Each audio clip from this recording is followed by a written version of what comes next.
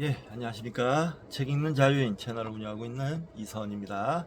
자, 오늘 2025년 8월 30일 토요일, 지금 시각은 오후 5시 22분입니다.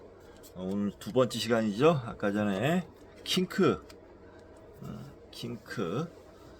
미디어북을 실존적 변태 수업 킹크 미디어북을 재밌게 했고요.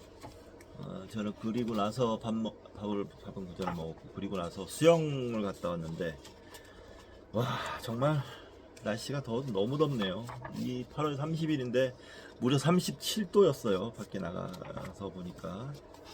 아, 한참 더울 때보다 더 더운 것 같습니다. 어떻게 거꾸로 가나요? 진짜 참 걱정입니다. 이렇게 더워서야 이거 너무 말도 안 되게 더운데. 자, 지금 6시부터 야구를 또 하기 때문에 야구를 보면서 오늘도 그 수다니 파타 필사를 할 거기 때문에, 자, 그 전까지 조금만이라도 책을 좀 읽으려고 자리에 앉았습니다. 자, 이번 시간은 새로 만든 내 몸 사용 설명서 챕터 3 할 차례입니다. 지난 시간까지 심장과 혈관계, 심장과 혈관에 대해서 공부했고요. 이번에는 챕터 3 생각하는 심, 두뇌와 신경계입니다. 자, 78조 두뇌에 대한 4가지 오해. 1. 기억력 감퇴는 노화에 따르는 자연스러운 현상으로 사람의 힘으로는 어쩔 수 없다. 그렇게 알고 있죠. 이 두뇌 능력을 평가하는 가장 좋은 방법은 지능지수 측정이다. 3. 머리를 단단한 것에 세게 부딪혔는데도 기절하지 않았다면 두뇌에는 아무 이상이 없다. 4. 우울증 정도는 혼자 노력해서 충분히 이길 수 있다. 이게 4가지 우리가 오해하고 있는 부분이라는 겁니다. 예, 저도 조금 이제 오해하고 있는 부분이 있는 것 같은데, 자, 보겠습니다. 우리는 선으로 연결된 세상에 살고 있다. 컴퓨터는 중앙 처리 신호를 모니터로 보내주고, 치아 교정 철사는 치아 위치를 제대로 잡아주며 브래지어에도 철사를 사용한다. 핸드폰과 무선 인터넷이 보급되어 있지만 여전히 유선에 의존한다. 벽면을 뚫고 단열재를 벗겨보면 각 방에 전기를 공급해주는 전깃줄이 기둥들 사이로 미로처럼 이어져 있다. 모든 선은 중앙역인 퓨즈 상자에 들어갔다 나오고, 그 끝은 전등이나 텔레비전, 오디오 등 뭔가를 켜는 곳에 닿아 있다. 인체 구조에서 퓨즈 상자 같은 역할을 하는 것이 바로 두뇌이다. 두뇌는 신체가 하는 모든 일을 조정하고, 무엇보다 당신이 사람으로서 살게 해준다. 꿈을 꾸고 상상하고 추리하고 제곡근을 이해하고 사랑하고 욕망하고 하늘을 나는 자동차를 발명하고 농담하고 기도하는 등 다른 종이 할 수 없는 수억 가지 일을 할 수 있게 한다. 1950년대에 지은 집과 요즘 짓는 집의 전기 구조가 서로 다른 것처럼 두뇌도 나이에 따라 능력이 달라진다. 옛날 집에서 냉장고나 커피포트 정도 사용하는 것은 전혀 문제될 게 없다. 하지만 컴퓨터, 서라운드 음향기기, 어린이용 비디오 게임 등 더 많은 것을 하려 한다면 과부하가 걸려 퓨즈가 나간다. 심하면 불이나 집 전체를 태워버릴 수도 있다. 반면에 요즘 집은 새로운 전기 기계를 사용하는 걸 잘 감당할 수 있도록 설계해 모든 걸 할 수 있을 만큼 전력을 충분히 공급해준다.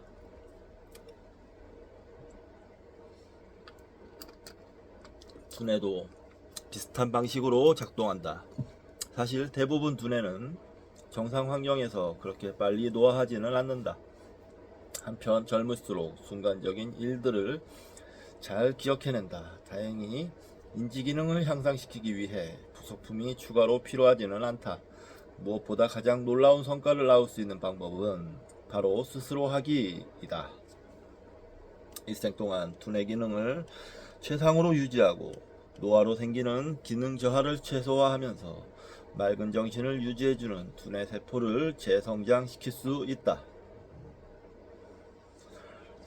임상시험의 예를 한번 보자. 하버드 병원 의사들의 IQ를 나이가 들어감에 따라 측정했다. IQ 검사는 지능 측정을 지나치게 단순화한 것이긴 하지만 이 연구의 목적은 두뇌에서 어떤 일이 일어나는지 개괄적으로 측정해보는 것이므로 이 검사를 실시한 것이다. 연구는 1950년대에 시작했고 지금도 진행 중이다. 현재 결과로는 IQ가 10년마다 평균적으로 약 5%씩 감소하는 것으로 나타났다. 이는 평균 수치라는 것을 염두에 두어야 한다. 즉 어떤 의사는 IQ가 더 빨리 감퇴하지만 어떤 의사는 나이 들에 따라 오히려 증가하기도 했다. 당신도 평균에서 예외가 될 수 있다. 두뇌 기능이 떨어지는 것을 피할 수 없다는 말은 틀린 것이다.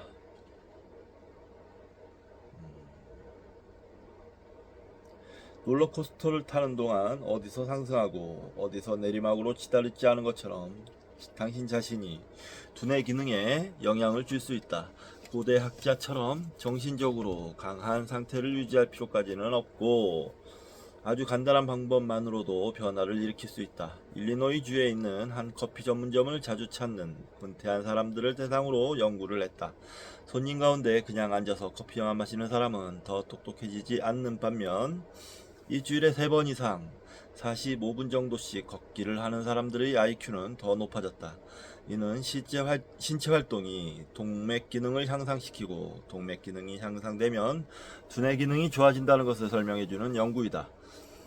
두뇌는 무게가 3파운드, 약 1.35kg 정도밖에 되지 않지만 가장 복잡하고 또 가장 미지의 영역에 있는 장기이다. 머리뼈에 있는 두뇌를 연구하고 이해하기 시작한 것은 불과 최근 몇십 년 전부터이다. 두뇌는 과학, 기술, 예술, 음악 등 모든 분야에서 많은 놀라운 일을 한다. 두뇌에서 그만큼 놀라운 능력이 있다는 걸 알기 때문에 뇌에 문제가 있는 사람을 보면 안타깝기 그지없다. 알츠하이머에 걸린 미국 대통령 로널드 레이건과 파킨스병에 걸린 권투 선수 무하마드 알리를 보면 잠재적인 황폐화가 어떤 것인지 알 수 있다. 세계적으로 유명한 음악가 퀀시 존스 역시 그런 참상을 경험했다. 1974년 그는 갑자기 머리에 총을 맞은 것 같은 극심한 통증을 느꼈고 곧바로 정신을 잃었다. 퀀시 존스. 두뇌의 주요 혈관 가운데 하나가 터지는 뇌동맥류 파열, 가로 열고 동맥벽의 일부가 늘어나서 생긴 동맥류가 터진 상태. 파열이 찾아온 것이었다. 그는 동맥 문제를 해결하고 저하된 뇌 기능을 회복하기 위해 요가와 명상을 했다. 그리고 오랜 시간 계속되는 재활치료 과정에서 정신이 신체에 또는 그보다 더한 것에 중대한 영향을 미칠 수 있음을 증명했다. 두뇌의 해부학이 외국어를 배우는 것만큼 복잡하기는 하지만 나이가 들수록 두뇌 기능이 떨어지는 것은 얼마든지 예방이 가능하다. 이 책을 읽는 당신은 이미 퓨즈 상자에서 퓨즈를 꽂듯 당신의 지적 발전기를 잘 돌보고 있는 것이다. 여기 네모에 자투리 지식 같은 게 있는데 사실인가 거짓인가? 사람은 뇌의 극히 일부분만 사용한다. 사람은 뇌의 모든 부분을 사용한다. 단지 저마다 다른 시간, 다른 상황에 사용할 뿐이다. 신경계라는 운하에 1000억 개의 신경세포가 떠다니고 있지만 그 하나하나를 빠짐없이 모두 사용하고 있다. 뇌의 전부가 필요 없었다면 진화하면서 우리 뇌는 훨씬 작아졌을 것이다. 그렇겠죠. 우리 뇌도 최선을 다해서 일을 하고 있는 거겠죠. 그 다음 또 사실인가 거짓인가? 뇌가 클수록 머리가 좋다. 저도 약간 이게 콤플렉스가 있는 게 뒤에 머리가 납작절벽이에요. 그래가지고 뇌가 작은 게 아닌가 이런 생각을 하고 있는데 그래서 머리가 안 좋은 게 아닌가 이런 생각을 하는데, 자 보겠습니다. 뇌와 남자의 음경에는 공통점이 있다. 바로 크기는 아무런 문제가 되지 않는다는 것이다. 뇌의 크기는 유전의 산물이지 지능의 표식은 아니다. 아인슈타인의 뇌는 1200g에 불과했고 이는 평균보다 10%나 작은 크기이다. 그렇군요. 자, 뇌 해부학. 흔히들 두뇌를 컴퓨터에 비유한다. 많은 정보를 처리하기도 하지만 옛날 모델은 고장이 잘 나 멈추기도 한다. 물론 두뇌와 컴퓨터는 여러 면에서 다르다. 가장 다른 점은 두뇌는 정기 점검을 자동으로 받지 않는다는 것이다. 하드웨어와 소프트웨어가 최대한 잘 작동할 수 있도록 기술 지원을 하는 것은 오로지 자신에게 달려있다. 병원이나 의사가 안내 데스크가 될 수는 있지만 어떻게 하면 고장이 나는지, 어떻게 하면 방지할 수 있는지 배우는 것은 전적으로 자신에게 달려있다.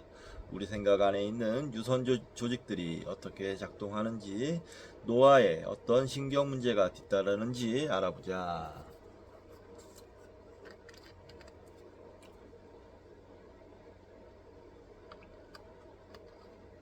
뇌의 80%는 수분이며 나머지 20%가 물리적 화학적 구조를 이루고 있다.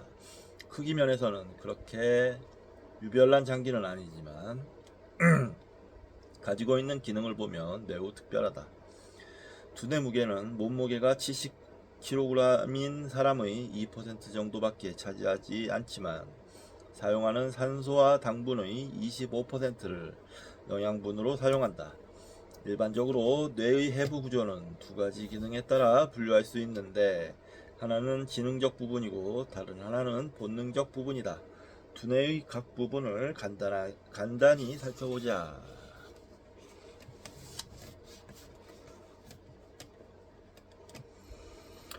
자, 두개골. 뇌는 삶은 달걀만큼 연하기 때문에 머리뼈로 보호해야 한다. 출생 당시에는 머리뼈가 산도를 통과하느라 판 모양으로 겹쳐졌다가 출생 후에는 이 판들이 서로 연결되면서 단단해지기 시작한다. 그렇군요. 자, 뇌간. 척수와 연결된 부분으로 호흡, 소화, 심장 박동 조절 등 여러 불수의적인 기능을 담당한다. 불수의라는 어려운 단어를 썼는데요. 그러니까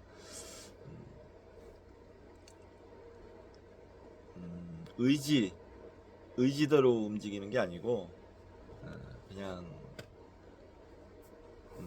자기 의지에 상관없이 자기 기능을 하는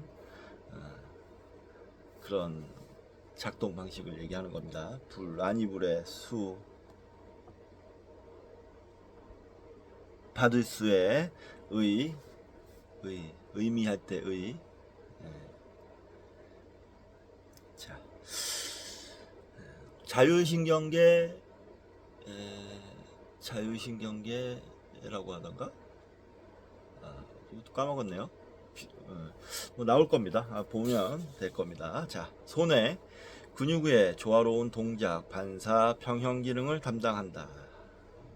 근육의 조화로운 동작, 반사, 평형. 자, 대뇌. 가장 바깥층에 위치한 대뇌 피질이 두뇌 기능의 가장 많은 부분을 담당한다. 사람의 생각을 조합하는 등 복잡한 많은 일이 여기에서 이루어진다.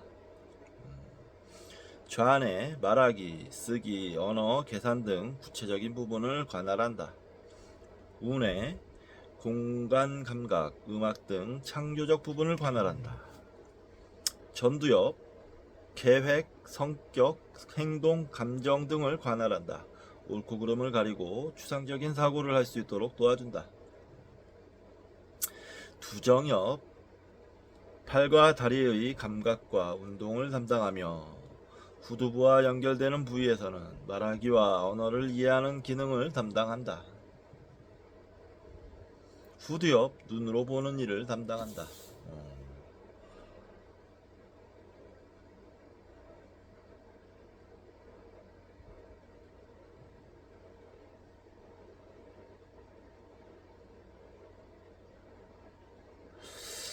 그러면서 그림 3-1 당신의 뇌 구조 이렇게 되어 있는데, 뇌의 대뇌 피질은 뭐뭐 옆으로 불리는 여러 부분으로 나뉜다. 전두엽, 결정 내리기, 두정엽, 통증과 언어, 축두엽, 기억, 후두엽, 시각, 손해, 신경균형, 시상, 이 모든 부분의 중개소 등으로 이 피지들을 모두 펼쳐놓으면 크기는 가장 큰 사이즈의 피자 정도, 두께는 오렌지 껍질 정도이다.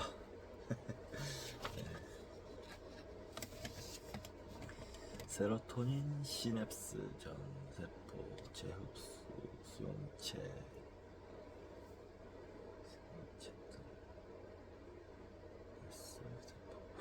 그림 3-가 있는데, 이건 신경세포의 작동 원리에 대한 그림인 것 같은데, 즉각적 메시지 전달. 신경세포는 화학적 메시지로 서로 의사소통을 한다. 우울증을 설명하는 한 이론에서는 신경세포가 세로토닌, 가로 열고, 뇌에서 분비되는 뇌를 자극하는 물질을 전달 물질로 사용하는데, 이것이 다 소진되면 우울증이 나타난다고 한다. 그러나 세로토닌이 증가하면 신경세포들이 다시 메시지를 받게 되어 우울증이 말끔히 사라진다는 주장이다. 여러 약물들의 작용 기전이 이와 같다.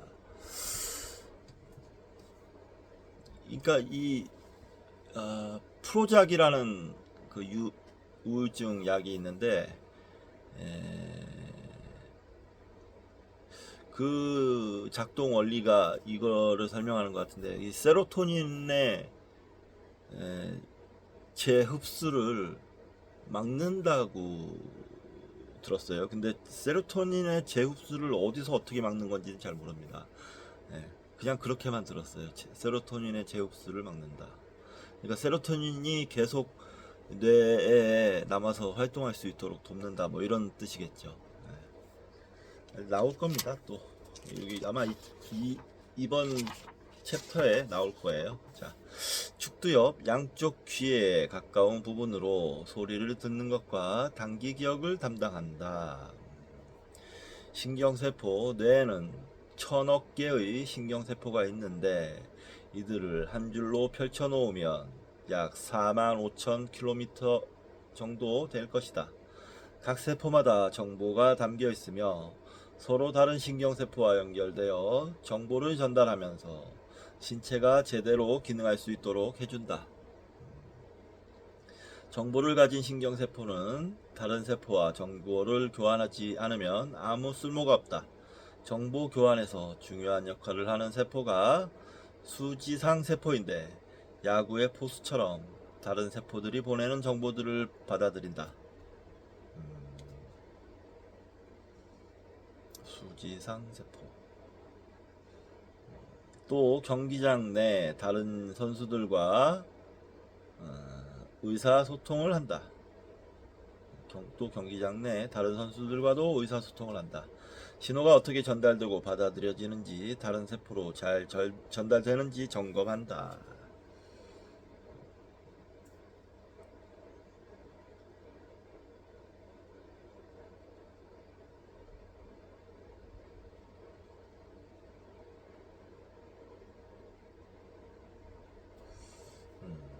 좀 어렵네요. 자, 다음 신경 전달 물질.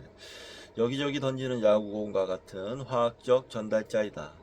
신경세포를 켜면 신경 전달 물질은 신경세포들 간의 신호를 주고받는 역할을 하는데, 여기에 이상이 생기면 신경계 질환이 발생한다.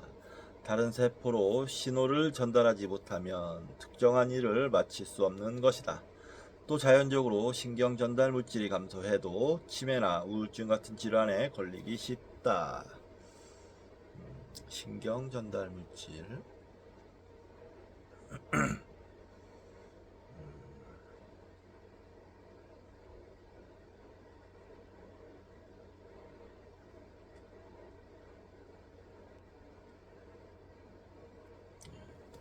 신경 전달 물질이 중요하군요. 시상은 마치 주요 도시의 기차역 같아서 다른 지역의 작은 구간과 연계되는 축과 같은 역할을 한다. 그 이유는 뇌의 서로 다른 부분들이 시상을 통해 연결되기 때문이다. 척수를 통해 감각기관을 받아서 어떤 동작을 하기 전에 미리 미세하게 조절하거나 동작을 유연하게 움직여준다. 그래서 시상에 문제가 생기면 동작이 매끄럽지가 않다.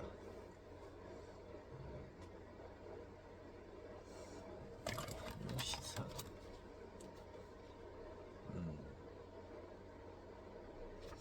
복잡하네요. 자, 변형계. 변형계는 하나의 구조는 아니고 해마와 편도 같은 뇌 심부에 있는 다양한 구조가 혼합된 일련의 경로이다. 눈과 귀를 통해 들어온 시각과 청각 정보가 대뇌 피질로 연결되면 우리는 감각을 인식하고 의식이 있는 상태에서 그것이 무엇을 의미하는지 생각한다. 반면 후각은 대뇌 피질을 거치지 않고 바로 편도에 도달하여 의식에서 알기 전에 몸이 반응을 한다. 편도는 감정, 즉 각종 기분과 우울함 그리고 불안함과 관련된 기능을 책임지고 있다. 근처에 있는 해마는 단기 기억을 처리하고 저장한다.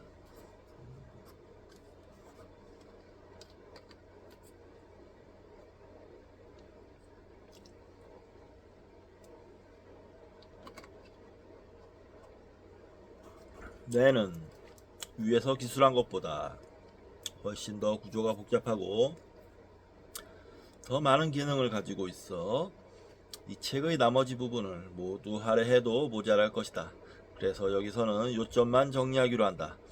뇌가 어떻게 발달하는지 살펴보자. 우리가 아기였을 때 뇌의 모든 물질이 작은 장소에 나무가지처럼 겹쳐져 있다. 이렇게 겹쳐져 있으면 한 곳에 집중하기가 어렵기 때문에 결정을 내리는 등 뇌의 주요 기능을 수행하기가 어렵다. 나이가 들어가면서 뇌는 스스로 어느 가지는 발달시키고 또 어느 가지는 포기할 것인지 결정한다. 즉 많이 쓸수록 발달하고 적게 쓸수록 퇴화한다. 어릴 때 해주는 뇌 훈련이 뇌의 발달을 결정하는 것이다. 이 이론에 따라 자폐아를 설명하자면 성장하면서 떨궈내야 할 세포들이 그대로 남아있기 때문에 유아기적 두뇌 수준에서 벗어나지 못하는 것이다. 이것은 하나에 집중을 못하는 주의력 결핍증과는 다르다. 주의력 결핍증 성향은 대부분 어릴 때 보이는데 몇몇 사람에게는 어른이 되어서도 그대로 남아있는 경우가 있다.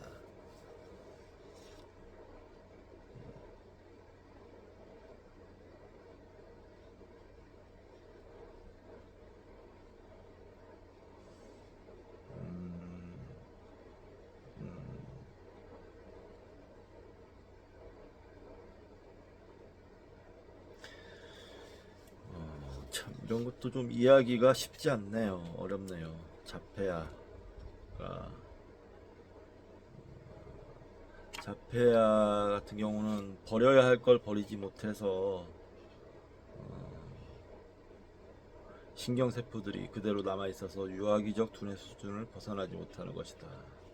이것은 하나에 집중을 못하는 주의력 결핍증과는 다르다. 주의력 결핍증 성향은 대부분 어릴 때 보이는데 몇몇 사람에게는 어른이 되어서도 그대로 남아있는 경우가 있다. 네, 어렵습니다. 신경계가 발달하는 모습을 보면 우리 뇌가 나이 들어가면서 왜 그렇게 기능하는지 알 수 있다. 어릴 때 영어나 스킬을 배우고 음악을 듣지 않았다면 나이 들어 새로 배우기가 몹시 어렵다. 이것은 필요한 신경계가 충분히 발달하지 못했기 때문이다. 그래서 어릴 때 태교 같은 것도 하고 그러는 거겠죠. 태교를 잘해야 됩니다, 진짜. 이렇게 뇌가 외부 영향으로 점점 이렇게 자라는다는 뜻이잖아요.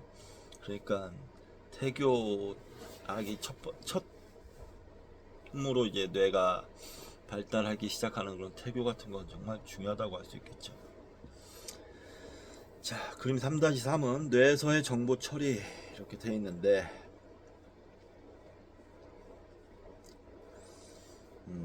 우리 몸은 외부 정보를 감각기관으로부터 받아들여 뇌로 보내고 뇌에서 배운 것을 처리한다. 뇌는 정보를 후두엽에 보내고 눈은 정보를 후두엽에 보내고 귀는 소리와 균형 감각을 두정엽에 보낸다. 그런데 냄새는 독특하게도 코 윗부분에 있는 체판을 거쳐 후각 세포를 자극하고 이 자극은 대뇌 피질로 가는 것이 아니라 뇌의 가장 오래된 구조인 편도체로 간다. 신기하네요. 이런 것도. 참. 대뇌 피질은 정보 처리를 담당하지만 편도체는 감정 반응을 무의식적으로 처리한다.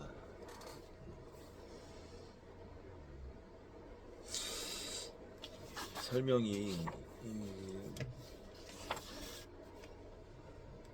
워낙 뇌에 대한 정보랄까 알아야 될 건 방대해서 그런지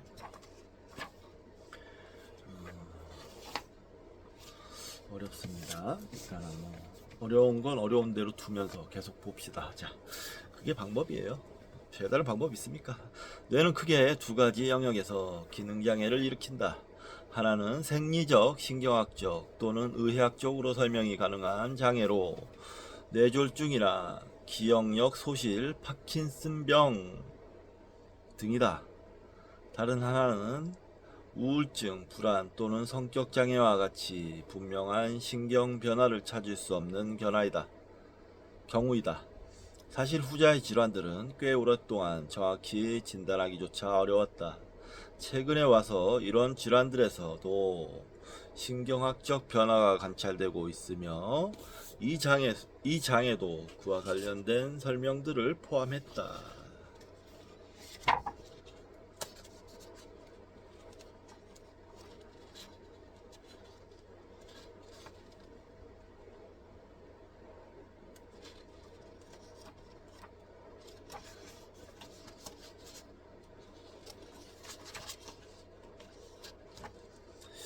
이렇게 일단 이 책에서는 뇌에 대한 아주 정교한 아주 구체적인 정보 사실을 알아간다고 생각하기보다 배경 지식을 키운다 라는 생각으로 접근하는 것도 괜찮을 것 같습니다. 자, 노화하는데 자전거 바퀴에 못이 박혀 바람이 새면 손쉽게 고칠 수 있다. 구멍을 때우고 다시 공기를 주입하면 된다.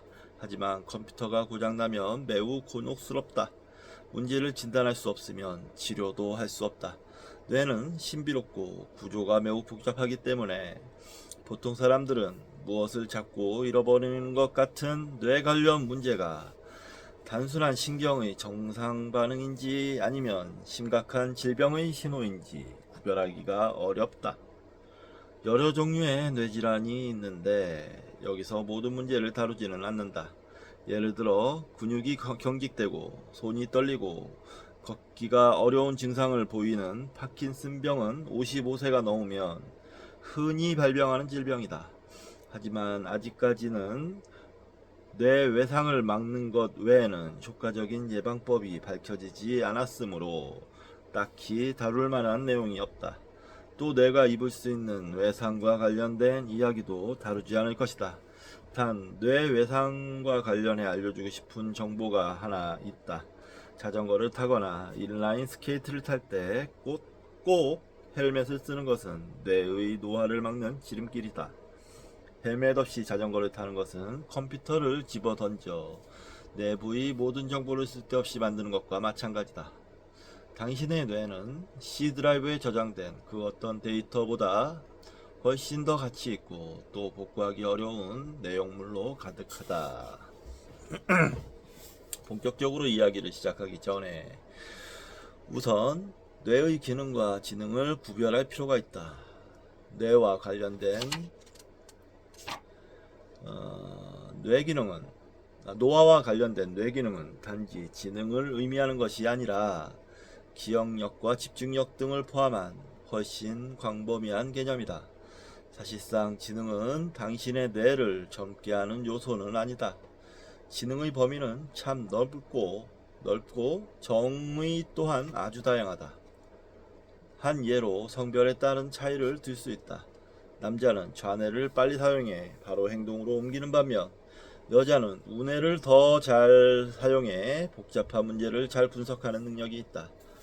그래서 남자들은 물건을 사러 갈 때 상점에 가서 필요한 물건만 집어들고는 바로 값을 치르고 나온다. 그러나 여자는 쇼핑을 하면서 이것저것 둘러본다. 그러다가 처음에 사려고 한 것보다 더 많은 물건을 사고 만다. 어느 편이 더 영리하고 효율적이라는 말이 아니라 그만큼 남녀는 정보를 평가하고 처리하는 방식이 다르다는 말이다. 뇌 능력을 측정하는 표준 검사는 지능지수로 수학, 논리와 언어 능력을 측정한다. 하지만 감성지수라는 것도 있어서 다른 사람들과 관계를 맺고 상호작용하는 것이 뇌의 건강에 얼마나 중요한지 인식해 가고 있다. 뇌의 건강을 단지 한 가지 표준만으로 판단할 수 없을 정도로 각자의 뇌는 독특하다. 지능지수로 보아서는 정신지체로 판단되는 사람이 의외로 남들이 생각하지 못하는 인식을 하는 경우도 있다. 이제 뇌가 어떻게 작용하고 기능이 잘못되었을 때 어떤 심각한 문제를 일으키는지 살펴보기로 하자. 이게 중요한 거죠.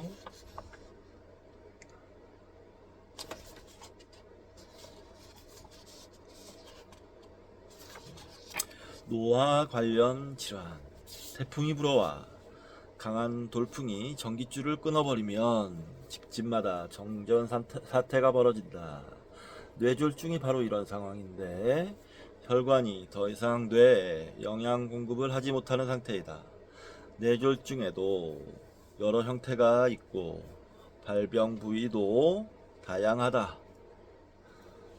가장 전형적 뇌졸중은 뇌로 가는 혈관이 막히거나 터졌을 때 일어난다.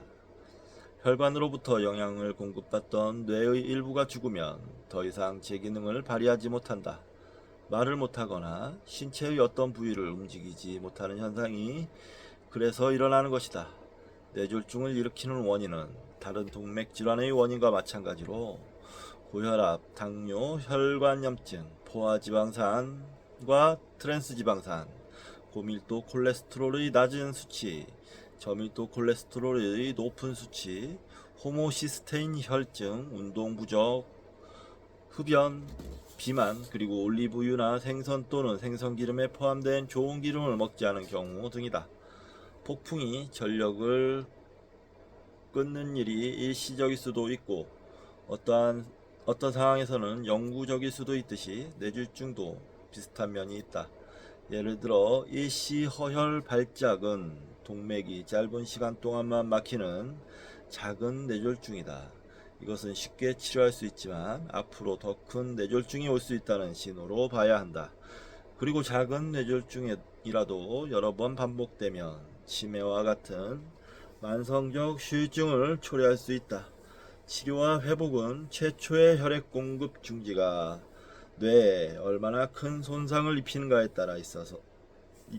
달려 있어서 즉시 병원 응급실로 가야 한다. 가슴에 통증이 느껴지면 바로 심근경색을 의심하듯 갑자기 움직이거나 말하기가 어려워지면 뇌졸중을 의심하고 즉시 병원으로 가야 한다. 태풍은 막을 수 없지만 뇌졸중은 충분히 예방할 수 있다.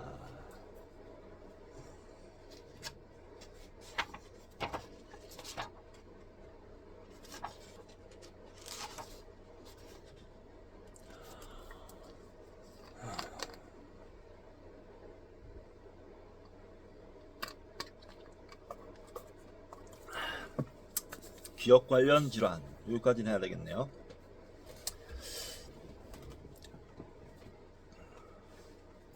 나이가 들면 누구나 기억력이 감퇴하기 마련이다. 매우 중요한 일, 기억하기 쉬운 친구 이름이나 결혼기념일, 좋아하는 가수 이름 등을 잊어버린다. 그 정도의 망각은 노화가 수반하는 정상적 증상이다. 그래서 노화로 인한 기억력 감퇴를 예방하는 방법을 살펴보고자 하는 것이다. 기억력 감퇴는 이르면 30대부터 시작하지만 노화 관련 기억력 감퇴에는 다양한 원인이 있을 수 있다. 혈관 질환, 뇌에 혈액이 충분히 공급되지 않으면 작은 뇌졸중과 기억력 감퇴가 일어날 수 있다. 알츠하이머, 신경세포가 서로 얽혀서 적절한 기능을 발휘하지 못한다. 신경세포 감소, 많은 노화 관련 뇌질환은 신경세포의 실제적 감소나 기능 상실에 의한 것으로 마음의 일부를 잃는 것과 같다. 외상, 사고로 외상을 입거나 복싱 같은 스포츠로 뇌에 반복적인 충격을 가하면 기억력은 차츰 감퇴하고 만다. 두개골에 강한 충격을 가하면 그 안에 있는 뇌를 흔들어서 뇌진탕이나 영구 손상을 일으키기도 한다. 특히 충격을 받은 순간의 기억을 잃는데 당시의 뇌는 전기가 합선된 상태와 같으며 이후 주위 조직이 손상된 부분을 대신하기 때문이다.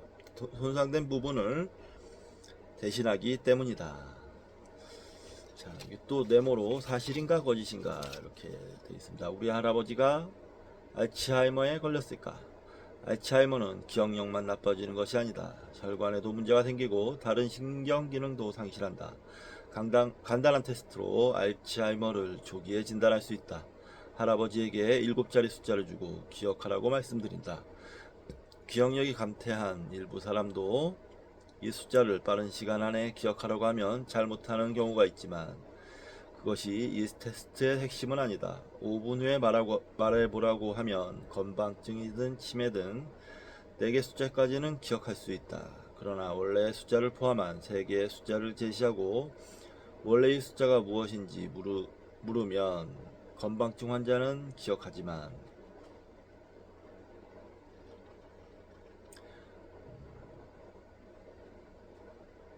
알츠하이머 환자는 기억하지 못한다.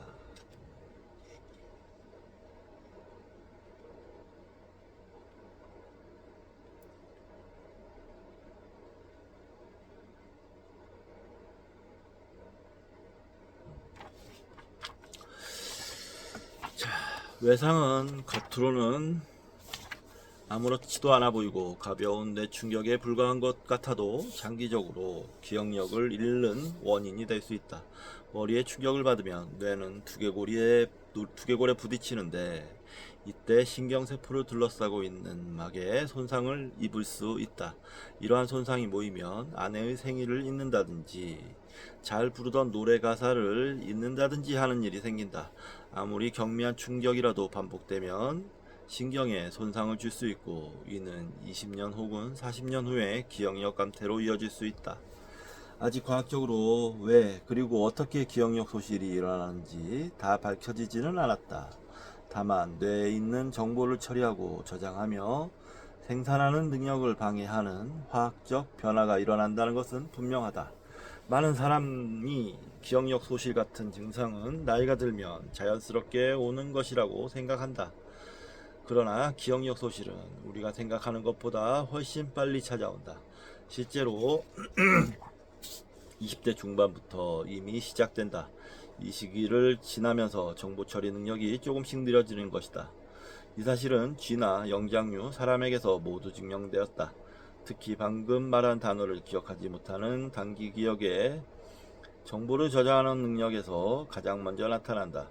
독소가 신경을 보호하는 건강한 지방 조직을 파괴하기 때문이며 콜레스테롤이 이 독소 형성을 부추긴다는 주장이 있다. 한편 스트레스나 갑상샘 질환, 당뇨, 불안증, 우울증과 외상 등 여러가지 요인이 기억력 감퇴를 일으키고 촉진하는 데 영향을 미칠 수도 있다. 다행히 당신은 이 과정을 천천히 일어나게 할 수 있다. 더 젊게 만들기 작전을 살펴보라. 그러나 알츠하이머는 전혀 다르다. 이 병은 가까운 곳에서 자기 집을 찾지 못하는 등의 기억력 소실로 시작되지만 그 다음에는 단기 기억을 대부분 잃어버려 방금 한 얘기를 15분 동안 몇 번씩 반복하기도 한다. 그 다음 더 진행되면 최근의 주요 사건이나 자신과 관련 있는 최신 일들을 잃어버리며 결국 혼란에 빠져 기억의 방향 감각을 잃고 만다. 가끔 오래된 기억을 종종 잘 기억해내는 것은 그 기억이 제일 마지막으로 소실되기 때문이다. 이런 기억력 소멸은 여러 인지장애가 합쳐져 나타나는 현상이다. 신경세포의 소실과 엉킴, 혈관 문제 등이 기억력 상실에 동시에 영향을 미친다.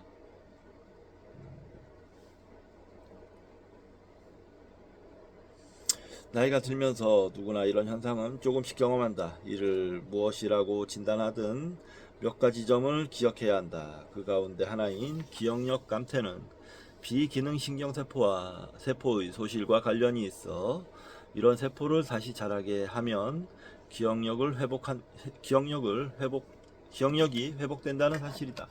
단 이것이 알츠하이머에 도움이 될지는 아직 확실하게 밝혀지지 않았다.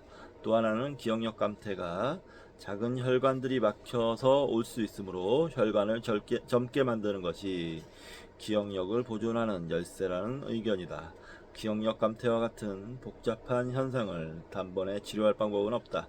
기억력 감퇴를 일으키는 원인도 다양하지만 그것을 고치는 방법도 다양한 측면에서 접근할 수 있다. 일부는 의료진의 몫이고 다른 일부는 스스로의 몫이다. 자, 그래서 또 사실인가 거짓인가? 기억력 상실 치료는 효과가 없다. 기억력 상실을 마모된 전깃줄로 여겨 새 곳으로 바꾸기 전에는 고칠 수 없다고 생각하는 사람이 많다. 바꾸는 것 외에도 기억력을 개선시키는 방법은 많다. 더 젊게 만들기 작전에 나온 방법 말고도 암페타민, 가로 중추신경 흥분제를 포함하여 여러 약물이 기억력을 개선시킨다고 밝혀졌다. 아무리 전깃줄이 마모되었다 하더라도 다른 기기들을 모두 끄고 전기를 켜면 작동하듯이 우리의 기억력도 얼마나 집중하느냐에 따라 달라질 수 있다. 자, 그리고 신경이라는 제목으로 글이 또 있습니다. 의학계에서는 오랫동안 기억 문제는 화학물질의 연결과 그 처리 과정에서 일어난다고 여겨왔다. 하지만 최근 신경 자체가 정보를 처리하고 저장하는 데 중요한 역할을 한다는 사실이 밝혀졌다. 미주신경은 신체에서 가장 큰 뇌신경, 그리고 뇌에서 나와 우리 몸 여러 곳으로 연결되는 신경으로 엄청난 양의 정보를 창자에서 뇌로 전달하는 역할을 한다. 이 체계는 인체에 도움이 되도록 만들어져 있지만 예를 들어 식사 후 배부르다는 정보도 바로 이 미주신경을 통해서 전해진다.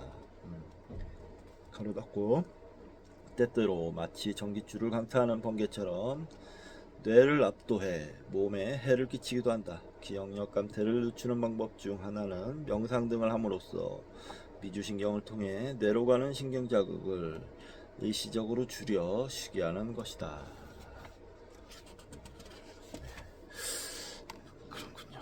잠 같은 게 또 중요하겠죠.